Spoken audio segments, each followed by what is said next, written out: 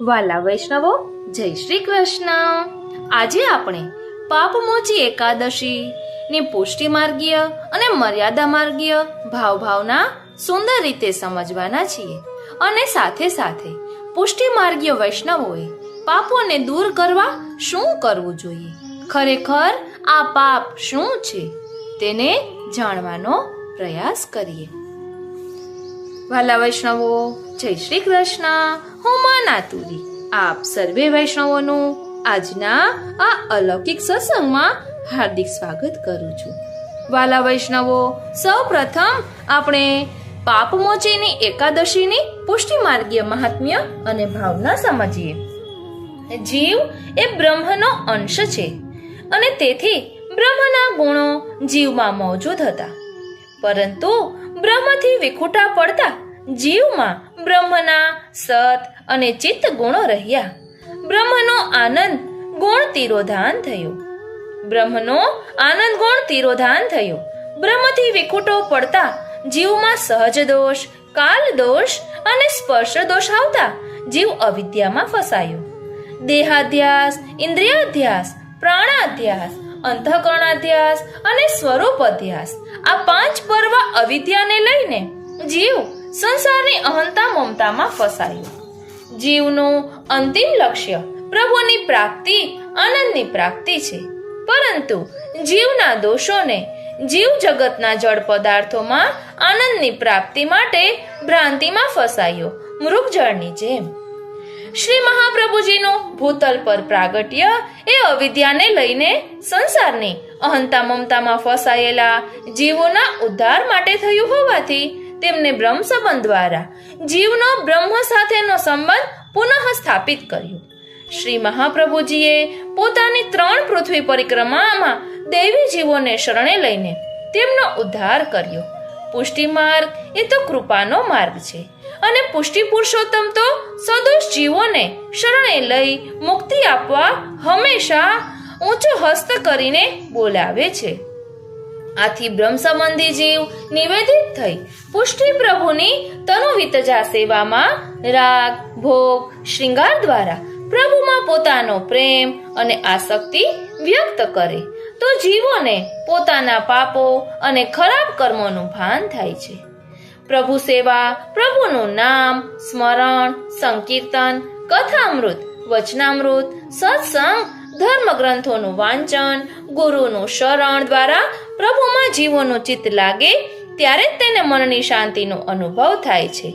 ધ્યાન આપજો વાલા વૈષ્ણવો, મનની શાંતિનો અનુભવ કઈ રીતે થાય? તો કહે છે કે પ્રભુ સેવા, પ્રભુનું નામ સ્મરણ, સંકીર્તન, કથામૃત, વચનામૃત, સત્સંગ, ધર્મ ગ્રંથોનું વાંચન, ગુરુનું શરણ દ્વારા પ્રભુમાં જીવોનું ચિત્ત લાગે ત્યારે જ તેને મનની શાંતિનો અનુભવ થાય છે. લૌકિક અને પાપ કર્મોમાંથી મુક્તિ મળે.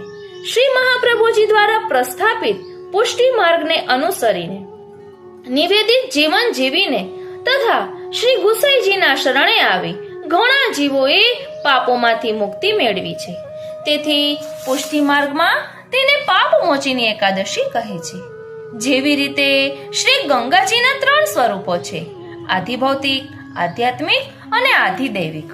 આધિભૌતિક અને આધ્યાત્મિક ગંગામાં નાહવાથી માનવીના જન્મના પાપો ધોવાઈ જાય છે અને નાશ પામે છે. તેવી રીતે પુષ્ટિ માર્ગ રૂપી ગંગામાં સ્નાન કરવાથી, પુષ્ટિ પુરુષોત્તમની સેવા કરવાથી, નિવેદિત જીવન જીવવાથી સંસારની અહંતા મમતામાંથી પ્રભુની અહંતા મમતામાં જીવની પ્રેમાસક્તિ વધવાથી મુક્તિ મળે છે. એ નિશંક સાચું છે.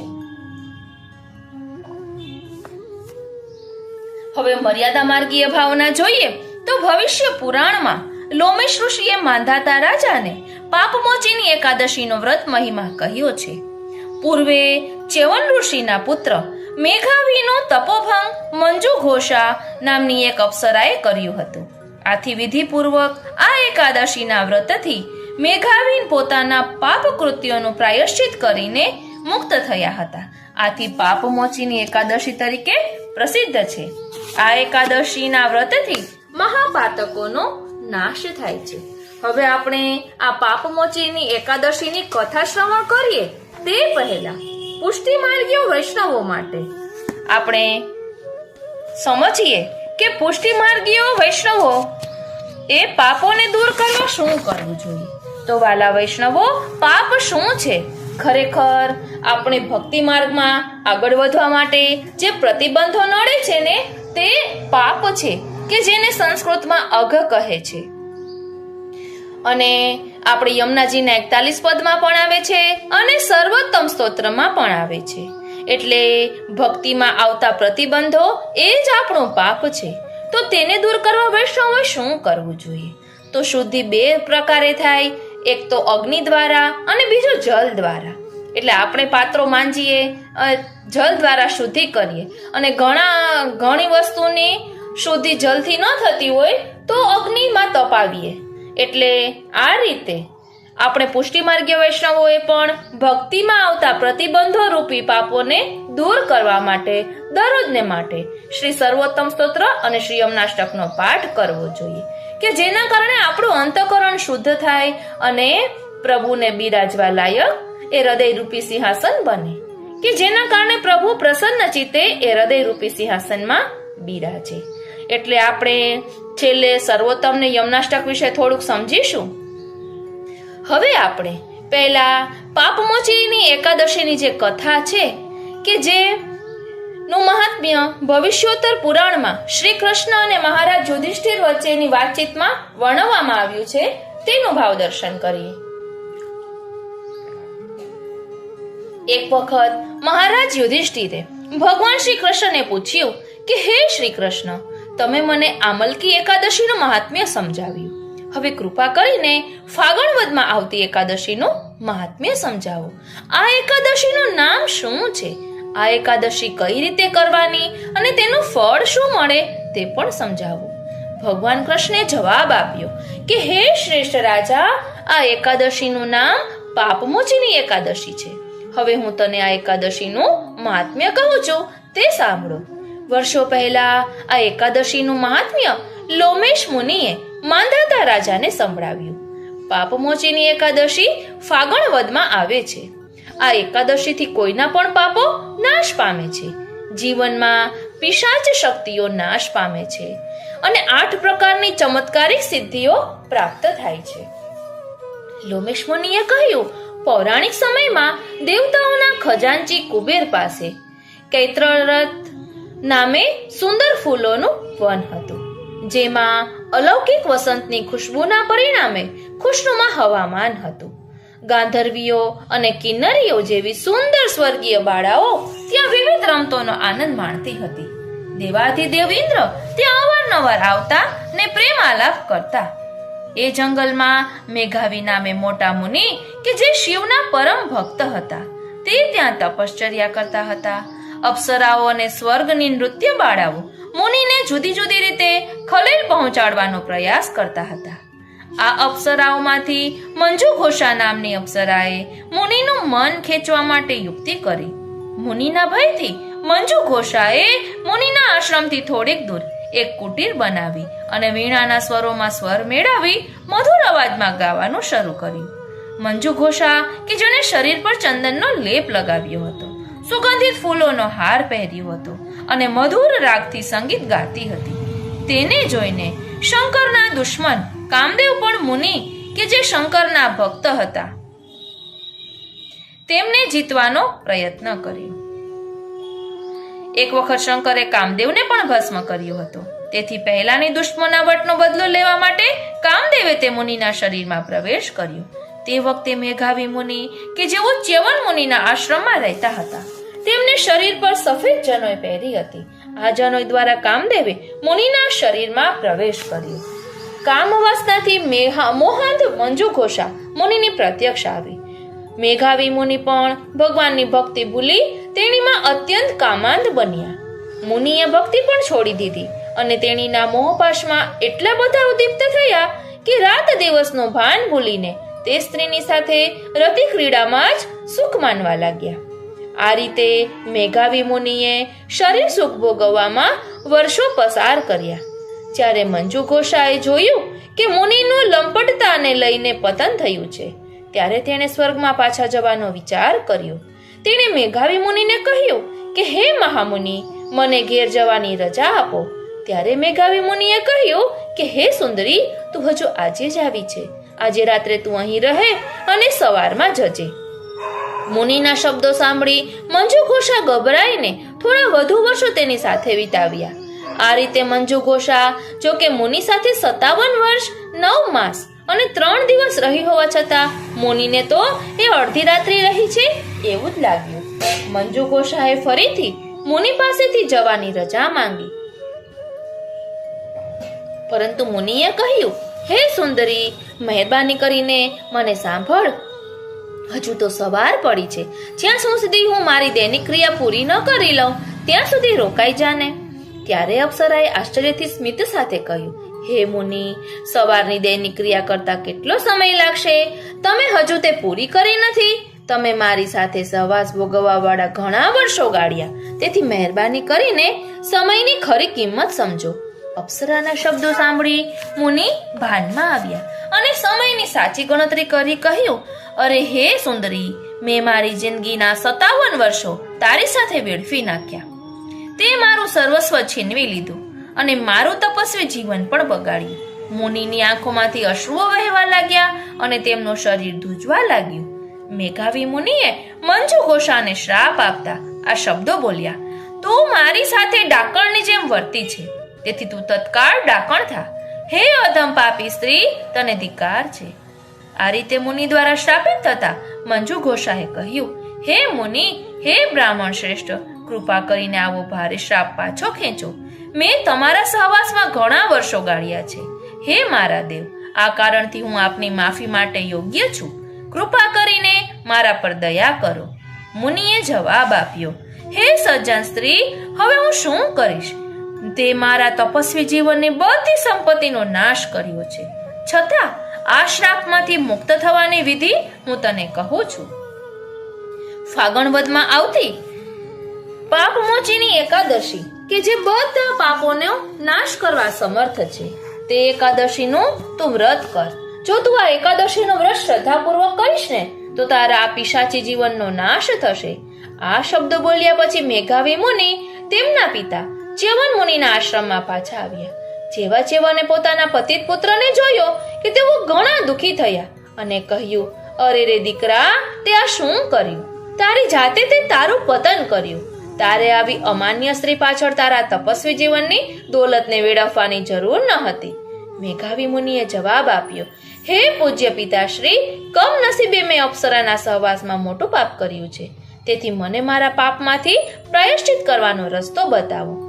આ રીતે પુત્રના પ્રાયશ્ચિત કરતા વ્યથાના શબ્દો સાંભળી ચ્યવન મુનિએ કહ્યું કે ફાગણ વદમાં આવતી પાપમોચીની એકાદશી કરવાથી બધા પાપો સંપૂર્ણપણે નાશ પામે છે. તેથી તું આ એકાદશીનું વ્રત કર. પિતાના આવા માયુડુ શબ્દો સાંભળી મેઘાવી મુનિને આ એકાદશી કરવાનો અતિ ઉત્સાહ થયો.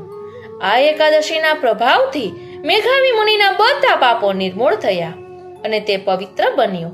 દરમિયાનમાં મંજુ ઘોષાએ પણ અત્યંત કલ્યાણકારી પાપમોચીની એકાદશીનું વ્રત કર્યું અને તે પોતાના પિશાચી દેહમાંથી મુક્ત થઈ સ્વર્ગમાં ગઈ.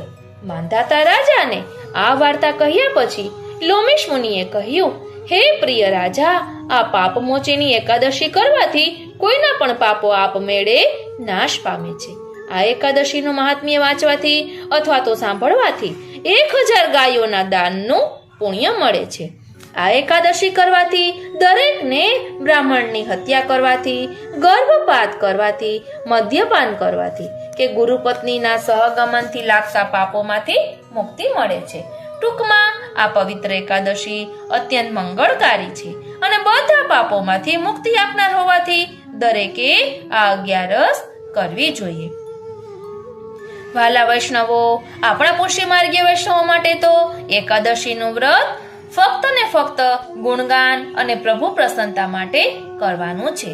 આ તો ફક્ત આપણે મહાત્મ્ય એકાદશીનું જાણીએ કે જેના કારણે ખ્યાલ આવે કે આ એકાદશીનું નામ પાપમોચીની એકાદશી શા માટે પડ્યું. વાલા વૈષ્ણવો, હવે આપણે સર્વોત્તમ સ્તોત્ર અને યમનાષ્ટકનું થોડુંક મહાત્મ્ય જાણીએ, એટલે કે તેના ફળ વિશે જાણીએ અને ત્યારબાદ તેનો પાઠ કરીએ. ફળ જણાવવાનું કારણ એક જ છે કે આપણી પાસે અનમોલ ધન છે, પરંતુ એ ધનને આપણે સદુપયોગ કરી શકતા નથી. તેના માટે આગળ ફળ લઈએ છીએ અને ત્યારબાદ પાઠ કરીશું. બોલો શ્રી વલ્લભાધીશ કી જય. શ્યામ સુંદર શ્રી યમને મહારાણી જુ કી જય.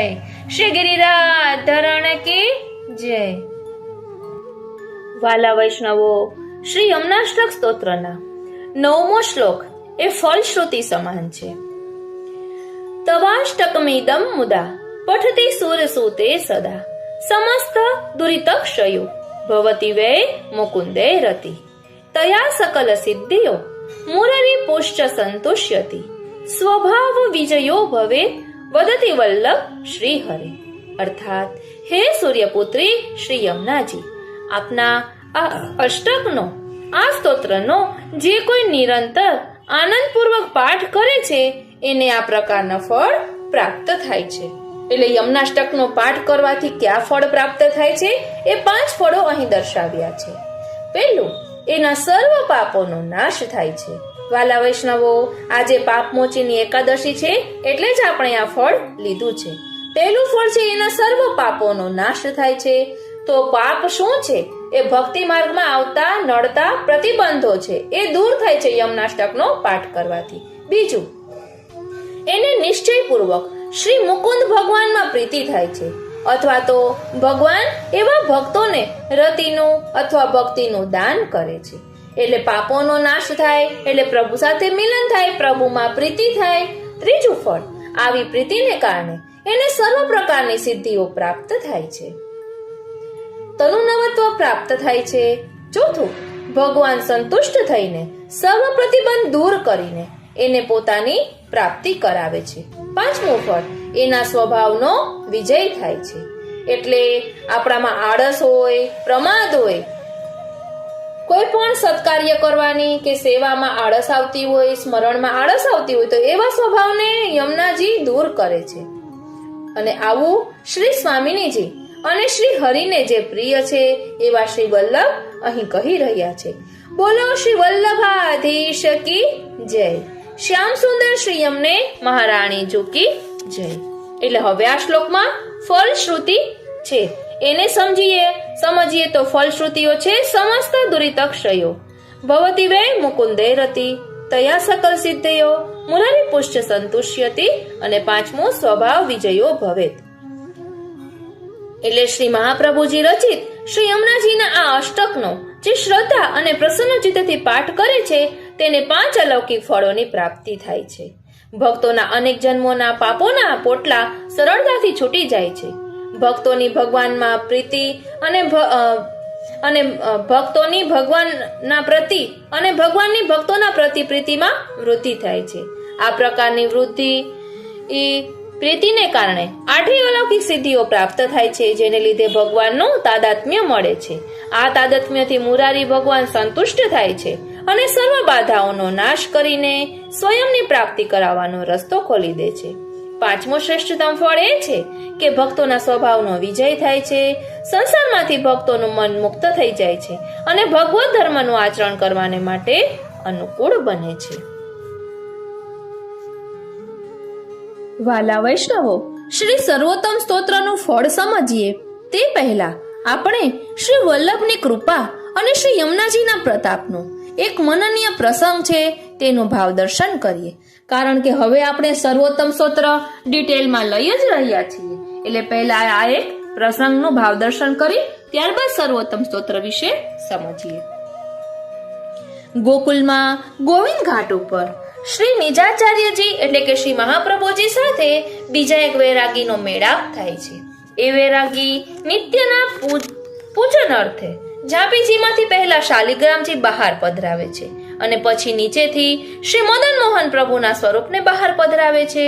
શ્રી મહાપ્રભુજી વૈરાગીની હિલચાલ ધ્યાનપૂર્વક નિહાળી રહ્યા છે. આપશ્રીએ નયન ભરીને શ્રી મદન મોહનજીના સ્વરૂપને નિરખ્યા, તેથી એ સ્વરૂપમાં પૂર્ણ પુરુષોત્તમનો આવિર્ભાવ થઈ ગયો. શ્રી મહાપ્રભુજીનું સર્વોત્તમ સ્તોત્રમાં નામ છે અતિ મોહનાય નમઃ. એટલે શ્રી મહાપ્રભુજીની દ્રષ્ટિ પણ કોઈ સ્વરૂપ પર પડે તો તેમાં પૂર્ણ પુરુષોત્તમનો આવિર્ભાવ થાય છે. પછી આગળ કહ્યું કે પૂજન વિધિ કરીને વૈરાગીએ ઝાંપીજીમાં હંમેશની જેમ પહેલા મદન મોહનજીને પોઢાડ્યા અને એમની ઉપર શાલિગ્રામજીને પોઢાડવા ગયું.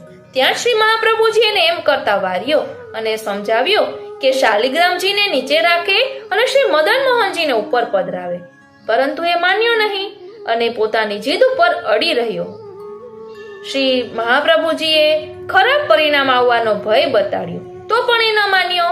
પહેલાની જેમ જ શ્રી મદન મોહન પ્રભુના સ્વરૂપની ઉપર શાલિગ્રામજીને પધરાવ્યા. ત્યાં તો કડાકા સાથે શાલિગ્રામજીના ટુકડા ટુકડા થઈ ગયા અને જોશભેર ઉછળ્યા. વૈરાગી ડઘાઈ ગયો. એને શ્રી મહાપ્રભુજીની માફી માંગી અને પોતાનાથી થઈ ગયેલા અપરાધ બદલ રડવા લાગ્યો.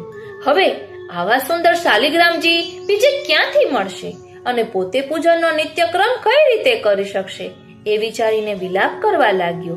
એણે શ્રી મહાપ્રભુજીને આનો ઉપાય બતાવવા વિનંતી કરી. શ્રી મહાપ્રભુજીએ એને પેલી ભૂલ ફરીથી ન કરવાની શરતે ટુકડા સાંધવાનો ઉપાય બતાવ્યો. ચારેય ટુકડા ઉપાડીને એના આકાર પ્રમાણે ગોઠવીને ઉપર શ્રી યમુના જળ છાંટવા કહ્યું. વારી જાઉં બલિહારી જાઉં અને શું કરી જાઉં. અરે શ્રીનાથજી શ્રીનાથજી.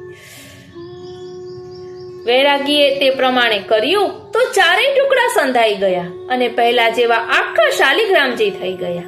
આ ચમત્કાર જોઈને વૈરાગી ઘણો હરખાઈ ગયો અને આભારવશ થઈ ગયો.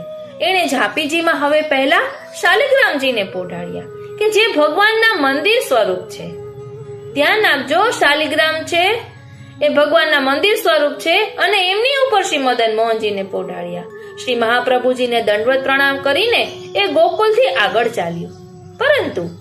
પરંતુ આટલા વર્ષથી એ જે અપરાધ કરતો હતો એના ફળ સ્વરૂપે માર્ગમાં એને ચોર લોકો મળ્યા અને એમણે વૈરાગીની જોડી અને ઝાંપીજી લૂંટી લીધા. આગ્રા જઈને ચોરોએ વૈરાગીનો સામાન વેચી નાખ્યો. એમાં શાલિગ્રામજી અને શ્રી મદન મોહનજીના સ્વરૂપને પણ નજીવી ન્યોછાવર લઈને એક બ્રાહ્મણને પધરાવી દીધા. ઘણા વર્ષો પછી શ્રી પ્રભુચરણ જ્યારે આગ્રા પધાર્યા ત્યારે તે બ્રાહ્મણ શ્રી પ્રભુચરણને શરણે આવ્યો અને શ્રી પ્રભુચરણે શ્રી મદન મોહનજી અને શાલિગ્રામજીને પંચામૃત સ્નાન કરાવી સેવા અર્થે એ બ્રાહ્મણને શિરે પધરાવી દીધા. બોલો શ્રી વલ્લભાધીશ કી જય. એટલે આજે પાપ મોચીની એકાદશીનું આપણે ભાવ દર્શન કરીએ છીએ એટલે જ આ લીધું છે કે આપણા ગુરુ શ્રી વલ્લભ શ્રી યમુનાજી એટલા કૃપાળુ છે કે આપણે કરેલા અપરાધોની નિવૃત્તિ પણ બતાવે છે. બસ આપણે એમની આજ્ઞાનું પાલન કરવાનું છે. વાલા વૈષ્ણવો, હવે આપણે સર્વોત્તમ સૂત્રનું થોડુંક મહાત્મ્ય જાણીએ, એના ફળ વિશે જાણીએ અને ત્યારબાદ શ્રી સર્વોત્તમ સ્તોત્ર અને યમનાષ્ટકનો પાઠ પણ કરીશું. વાલા વૈષ્ણવો, શ્રી સર્વોત્તમ સ્તોત્રમાં શ્રી ગોસાઈજીએ શ્રી મહાપ્રભુજીના 108 અલૌકિક નામો યોજેલા છે. નિસાધનતા અને દૈન્ય ધારણ કરી ધ્યાનપૂર્વક આ અલૌકિક નામનો પાઠ કરવાથી શ્રી મહાપ્રભુજીની વાણી સુબોધ થાય છે. શ્રીમદ આચાર્ય ચરણે શ્રી સુબોધિનીજી, શ્રી તત્વાર્દીપ નિબંધ વગેરે ઘણા ગ્રંથો લખ્યા છે. આ સર્વોત્તમ સ્તોત્રનો પાઠ પૂરી સમજણથી કરવામાં આવે તો શ્રી મહાપ્રભુજીની અસીમ કૃપાથી તેમના બધા જ ગહન અને ગૂઢ ગ્રંથો આપણને સ્પષ્ટ રીતે સમજાય છે. ભક્તિમાં આવતી અડચણો અને મુશ્કેલીઓ દૂર થઈ જાય છે અને શ્રી કૃષ્ણ ભક્તિ તરફ આપણું મન વળે છે. શ્રી સર્વોત્તમ સ્તોત્ર વૈષ્ણવોની ગાયત્રી છે, તેનો પાઠ દરરોજ કરવો જોઈએ. અહીં એક વાત ખાસ નોંધવી જોઈએ કે સંસ્કૃત ભાષાથી અજાણ સામાન્ય વૈષ્ણવે આ સ્તોત્રનો પાઠ પુસ્તકમાં જોઈ વાંચીને કરવો જોઈએ. મુખપાઠ કરેલો હોય છતાં ઘણી ભૂલો થઈ જતા એકના બદલે બીજું બોલતા અપરાધ પડે તેટલું ચોક્કસ સમજી ધ્યાન રાખવું ઘણું જ જરૂરી છે. ઘણા આપણને પ્રશ્ન થાય કે શ્રી સર્વોત્તમ સ્તોત્રનો પાઠ ક્યારે અને કેવી રીતે થાય? તો કહે છે કે શ્રી સર્વોત્તમ સ્તોત્રને વૈષ્ણવની ગાયત્રી કહેવામાં આવે છે. જેમ બ્રાહ્મણ જનોઈની દીક્ષા લીધા પછી દરરોજ ગાયત્રી મંત્ર ન જપે તો તેનું બ્રાહ્મણત્વ ટકતું નથી, તેમ વૈષ્ણવોએ હંમેશા નિયમપૂર્વક શ્રી સર્વોત્તમ સ્તોત્રનો પાઠ કરવા જોઈએ. મંત્ર અને તેના ઋષિ, છંદ, દેવતા, બીજ અને ફળ હોય છે. શ્રી ગુસાઈજીના જણાવ્યા પ્રમાણે શ્રી સર્વોત્તમ સ્તોત્રના ઋષિ અગ્નિકુમાર શ્રી ગુસાઈજી છે, છંદ જગતી છે, દેવતા શ્રી કૃષ્ણ મુખ સ્વરૂપ શ્રી મહાપ્રભુજી છે, બીજ કારુણિક પ્રભુ છે અને ફળ કૃષ્ણ અધરામૃતનો આસ્વાદ છે. એટલે સર્વોત્તમ સ્તોત્રના પાઠ કરવાથી શ્રી કૃષ્ણના અધરામૃતની પ્રાપ્તિ થાય છે. શ્રી કૃષ્ણનો અધરામૃત શું છે? પ્રભુ વેણુનાદ કરે તે પણ પ્રભુનો અધરામૃત છે.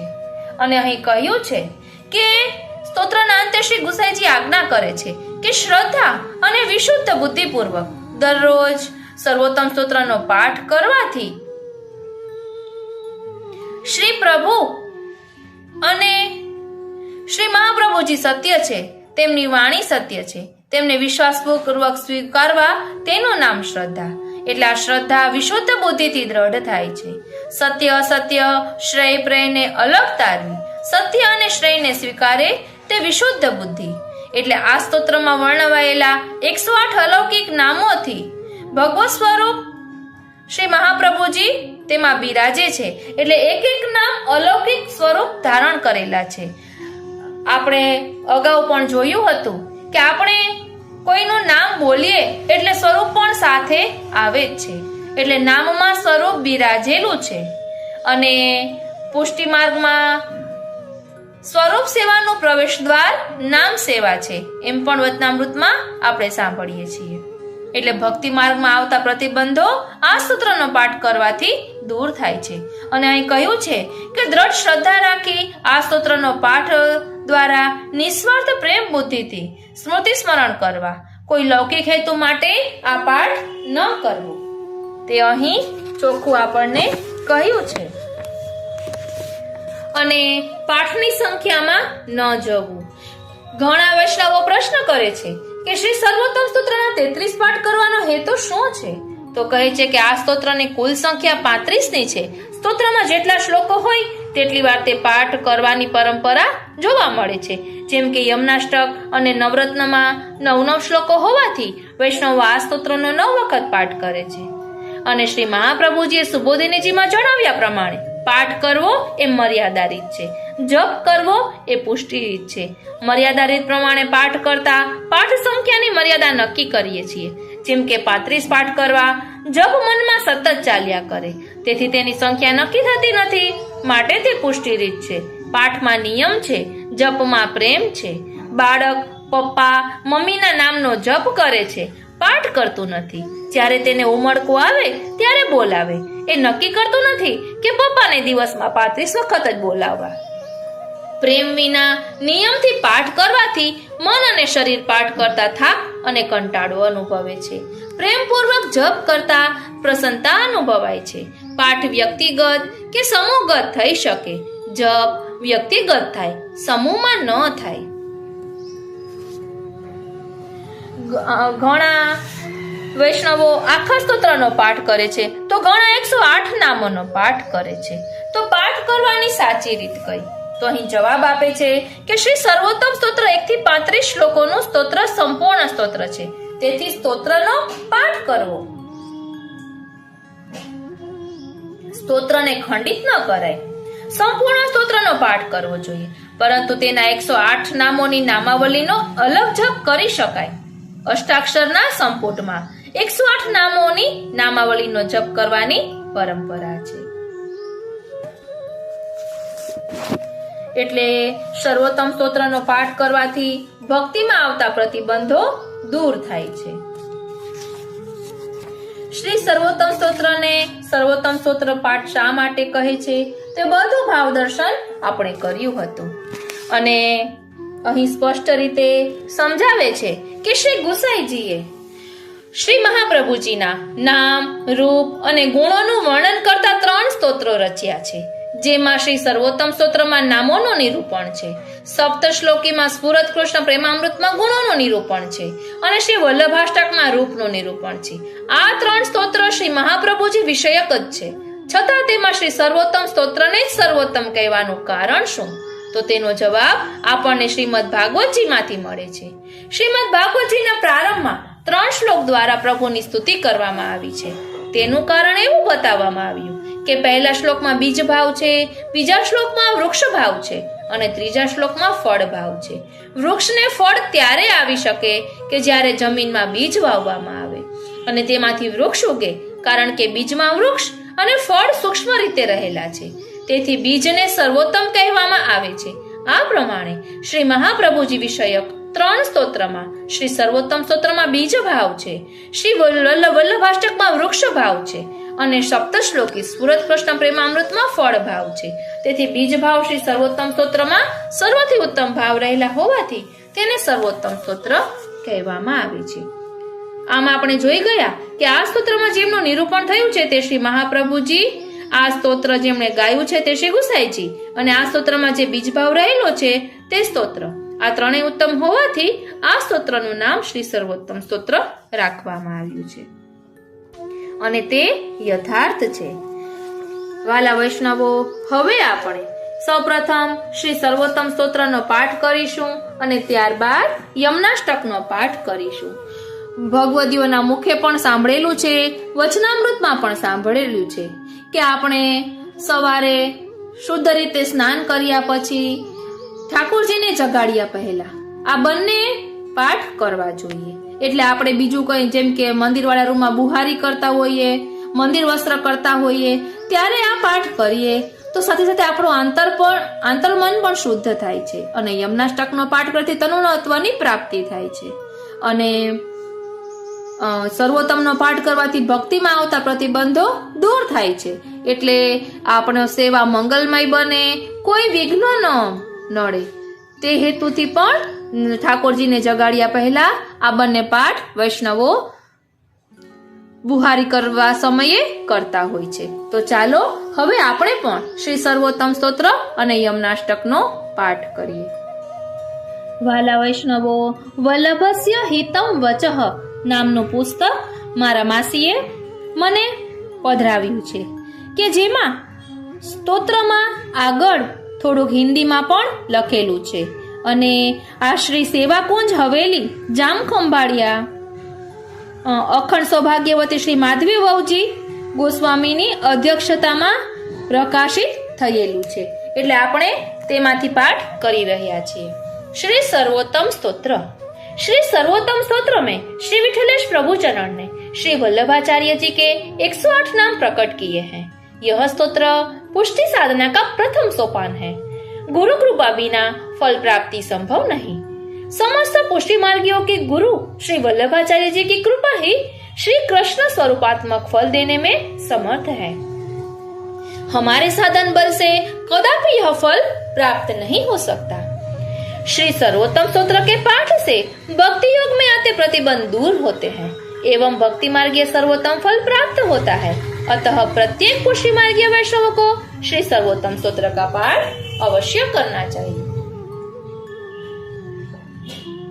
प्राकृत धर्मानाश्रय म प्राकृत निखिल धर्म रूपमिति निगम प्रतिपाद्यं यत् तच्छुद्धं साकृते सौमि कलिकाल तमश्चन्न दृष्टित्वा विदुषामपि सम्प्रत्य विषयस्तस्य महात्म्यं समभूद्भुवि दयया निज महात्म्यं करिष्यन् प्रकटं हरिः वाण्या यदा तदा स्वास्यं प्रादुर्भूतं चकारहि तदुक्तम् अपि दुर्बोधं सुबोधं स्यात् यथा तथा तन्नामाष्टोत्तरशतं प्रवक्ष्याम्यखिलाकरुत् ऋषिरग्निकुमारस्तु नाम्नां छन्दो जगत्तस्य श्रीकृष्णास्यं देवता च बीजं कारुणिकः प्रभु विनियोगो भक्तियोग प्रतिबन्ध विनाशने कृष्णादरामृतास्वाद सिद्धिरत्र न संशयः। आनन्दः परमानन्द श्रीकृष्णस्य कृपानिधिः देवोद्धार प्रयत्नात्मा स्मृतिमात्रार्तिनाशनः। श्रीभागवत गूढार्थ प्रकाशन परायणः साकार ब्रह्मवादैक स्थापको वेदपारगः। मायावाद निराकर्ता सर्ववादी निरासकृत् भक्ति मार्गाब्ज मार्तण्डः स्त्रीशूद्राद्युद्धृते क्षमः। अङ्गीकृत्यैव गोपीश वल्लभीकृतमानवः अङ्गीकृतो समर्यादो महाकारुणिको विभुः। अदेयदान दक्षश्च महोदारचरित्रवान् प्राकृतानुकृतिर्व्याज मोहितासुरमानुषः। वैश्वानरो वल्लभाख्यः सद्रूपो हितकृत्सतां जनशिक्षा कृते कृष्ण भक्ति कृन्निखिलेशदः। सर्वलक्षणसम्पन्नः श्रीकृष्ण ज्ञानदो गुरुः स्वानन्दतुन्दिलः पद्म दलायत विलोचनः।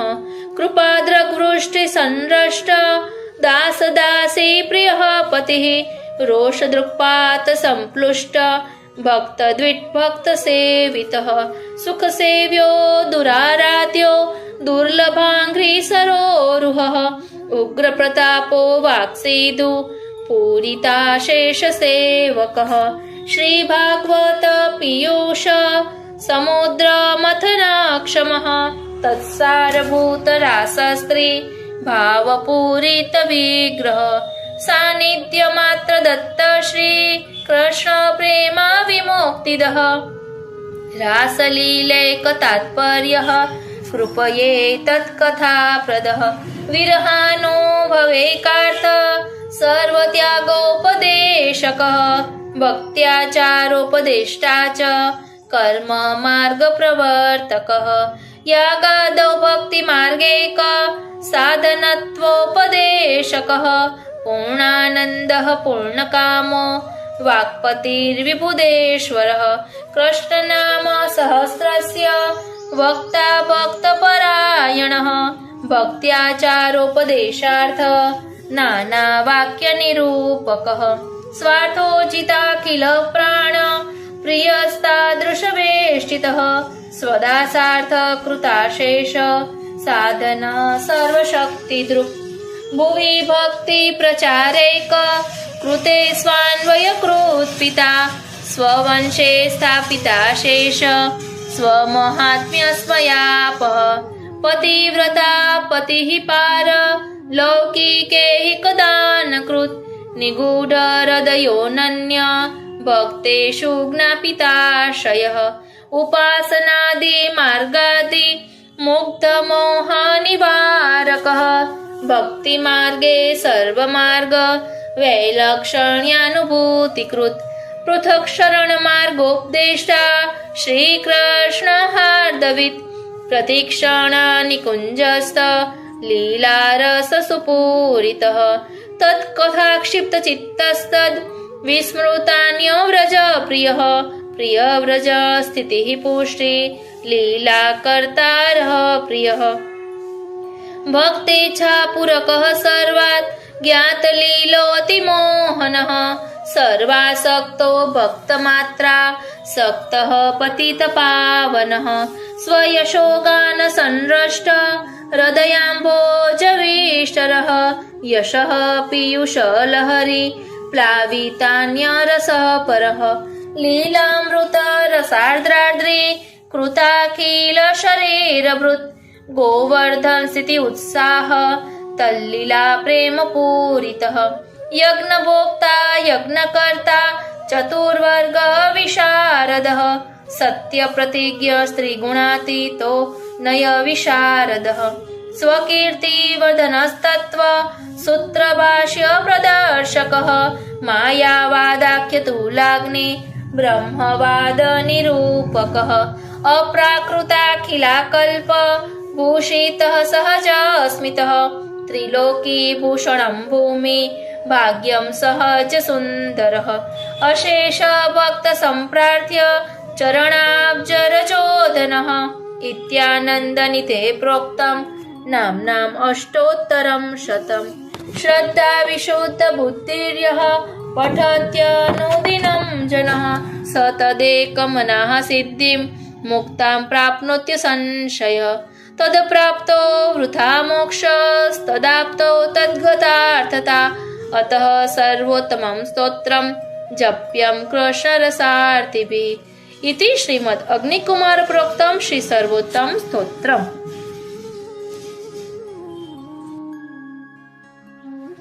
વાલા વૈષ્ણવો, હવે આપણે પાપમોચીની એકાદશીના સત્સંગમાં શ્રી યમનાષ્ટકનો પાઠ કરીશું। श्री यमुनाष्टकम। श्री वल्लभाचार्य चरण अपनी व्रज यात्रा के समय महावन के निकट श्री यमुना जी के तट पर श्रीमद गोकुल गाम की शोध में परिभ्रमण कर रहे थे। तब श्री यमुना जी ने साक्षात प्रकट होकर श्रीमद गोकुल का स्थान दर्शाया। उस समय की प्रसन्नता में श्री वल्लभाचार्य चरण के श्रीमुख से श्री यमुनाष्टक स्तोत्र निसृत हुआ। श्री यमुना जी की स्तुति तो सभी करते हैं, परंतु प्रभु की विविध लीलाओं में उपयोगी श्री यमुना जी का पुष्टि मार्ग के महात्म्य तो श्री वल्लभ के अतिरिक्त तो कौन प्रकट कर सकता है। इसीलिए श्री यमुनाष्टक स्तोत्र अति विलक्षण है।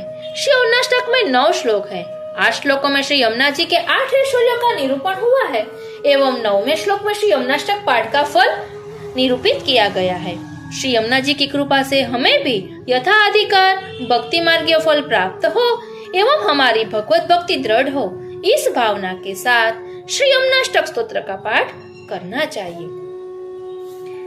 नमामि यमुनामहं सकल सिद्धि हेतुं मुदा मुरारी पद पंकज स्फुरद मंदरेणुत्कटां तटस्थ नवकानना प्रकट मोद पुष्पाम्बुना सुरासुर सुपूजित स्मरपितु श्रियं बिप्रतिं कलिन्द गिरिमस्तके पतद मन्दपूरोज्ज्वला विलास गमनोल्लसत् प्रकट गण्डशैलोन्नता सघोष गतिदन्तुरा समधिरूढदोलोत्तमा मुकुन्द रतिवर्तिनी जयति पद्मबन्धो सुता भुवं भुवन पावनी मधिगता मनेकस्वने प्रियाभिरिव सेवितां शुकमयूरहंसादिभिः तरङ्गभुजकङ्कणा प्रकटमुक्तिका वालुका नितम्ब तटसुन्दरीं नमत कृष्णतुर्यप्रियाम् अनन्तगुणभूषिते शिवविरञ्चिदेवस्तुते गणागणनिभे सदा ध्रुवपराशराभीष्टदे विशुद्धमथुरातटे सकलगोपगोपीवृते कृपाजलधि संश्रिते मम मनसुखं भावय यया चरणपद्मजा मुररिपो प्रियं भावुका समागमनतो भवत् सकलसिद्धिदा सेवतां तया सदृशतामियात् कमलजा सपत्नी वयत् हरिप्रियकलिन्दया मनसि मे सदा स्थीयताम् नमोऽस्तु यमुने सदा तव चरित्रमत्यद्भुतं न जातु यमयातना भवति ते पयपानत यमोऽपि भगिनी सुतान् कथमुहन्ति दुष्टानपि प्रियो भवति सेवनात् तव हरेर्यथा गोपिका ममास्तु तव सन्निधौ तनुनवत्वमेतावता न दुर्लभतमारतेर् મુરરીપો મુકુંદ પ્રિયે અતોસ્તુ તવ લાલના સુરધુનિ પરમ સંગમાત તવૈવ ભુવિ કીર્તિતા ન તુ કદાપि પુષ્ટિ સ્થિતે સ્તુતિમ તવ કરોતિ કમલજાસ પત્ની પ્રિયે હરેરદનુ સેવયા ભવતી સૌખ્યમા મોક્ષત ઇયં તવ કથાધિકા સકલ ગોપિકા સંગમ સ્મર શ્રમજલાણુભિઃ સકલ ગાત્ર જય સંગમ તવાષ્ટકમિદં મુદા પઠતિ સુરસુતે સદા સમસ્ત દુરિતક્ષયો ભવતિ વે મુકુંદે રતિ તયા સકલ સિદ્ધયો મુરરિપુશ્ચ સંતુષ્યતિ સ્વભાવ વિજયો ભવેત વદતિ વલ્લભ શ્રી હરે. ઇતિ શ્રીમદ્વલ્લભાચાર્ય વિરચિતમ શ્રી યમનાષ્ટક સ્તોત્રમ. આ રીતે શ્રી યમનાષ્ટક સ્તોત્ર અહીં વિરમે છે. વાલા વૈષ્ણવો, પાપ મોચીની એકાદશીનો સારાંશ આપણે એ જ લેવાનો છે કે આપણે આ પાપ પુણ્યથી ઉપર ઉઠીને આગળ વધવાનું છે. આપણે જાણીએ જ છીએ કે ગોપીજનોના પાપ પુણ્ય જ્યારે શૂન્ય થયા ત્યારે જ પ્રભુની પ્રાપ્તિ થઈ. એટલે આપણે પણ પ્રભુની પ્રાપ્તિ કરવી છે માટે શ્રી યમનાષ્ટક અને શ્રી સર્વોત્તમ સ્તોત્રનો પાઠ શ્રદ્ધા અને ભક્તિભાવપૂર્વક દરરોજ કરવાનો છે અને અર્થના અનુસંધાન પૂર્વક, કે જેના કારણે ભક્તિમાં આવતા પ્રતિબંધો દૂર થાય અને આપણો સ્વભાવ પણ બદલે, કે જેના કારણે આપણામાં રહેલી આળસ, પ્રમાદ એ બધું દૂર થાય અને આપણે પણ અલૌકિક જીવનમાં આગળ વધી શકીએ. વાલા વૈષ્ણવો, છેલ્લા 3 દિવસથી મનમાં એવું જ ચિંતન ચાલી રહ્યું છે કે સમય તો વ્યતીત થઈ જ રહ્યો છે, હવે જીવન કેટલું રહ્યું, એટલે આજનો લાવો લીજીએ રે, કાલ કોણે દીઠી છે. એટલે હવે આપણે ફક્ત પુષ્ટિ માર્ગમાં ઊંડું ને ઊંડું કેમ ઉતરવું, શ્રી મહાપ્રભુજીના ચરણ સરોવરની મીન બનીને કઈ રીતે રહેવું, તે માટે જ સત્સંગ કરવાનો છે. એટલે ફક્ત બાહ્ય દ્રષ્ટિથી, થંબનેલથી જ આકર્ષાઈને સત્સંગ થાય એવું જરૂરી નથી. હવે આપણે પુષ્ટિ માર્ગના પુષ્ટિ માર્ગને પ્રકટ કરનાર એવા શ્રી મહાપ્રભુજીના સ્વરૂપને સૌપ્રથમ સમજવાનું છે. શ્રી મહાપ્રભુજીના સ્વરૂપને સમજશું તો જ પુષ્ટિ માર્ગને સમજી શકીશું. એટલે આપણે હમણાં શ્રી મહાપ્રભુજીના સ્વરૂપને સમજવા અલગ અલગ પુસ્તકોમાંથી સત્સંગ કરીશું. કારણ કે પુષ્ટિ માર્ગમાં આગળ વધવું હોય તો સૌપ્રથમ શ્રી મહાપ્રભુજીના સ્વરૂપને જાણવું જરૂરી છે. ત્યારબાદ 16 ગ્રંથો, ત્યારબાદ હરિરાય મહાપ્રભુજીના ગ્રંથો. સુબોધીજીની તો હજી ઘણું દૂર છે, એટલે આપણે સ્ટેપ બાય સ્ટેપ લઈશું. સુબોધીજીનો મારો મનોરથ હતો 10મ સ્કંદનો, એટલે આપણે વચ્ચે વચ્ચે તે લઈશું, પરંતુ આ રીતે શૃંખલા હવે ચાલુ રાખીશું. બાકી તો કરે કરાવે શ્રીનાથજી, આવો વિચાર તો કર્યો છે. સાથે સાથે બીજો સત્સંગ તો કરીશું જ, પરંતુ હવે સૌપ્રથમ પહેલા મહાપ્રભુજીના સ્વરૂપને સમજવાનો પ્રયાસ કરીશું. અને બાકી તો ઉત્સવ પ્રમાણે જે હોય તે તો આપણે લઈએ જ છીએ. બસ કરે કરાવે શ્રીનાથજી. આજનો આ સત્સંગ શ્રીનાથજી, શ્રી યમુનાજી, શ્રી મહાપ્રભુજીના ચરણારવિંદમાં સમર્પિત કરું છું. જય શ્રી કૃષ્ણ.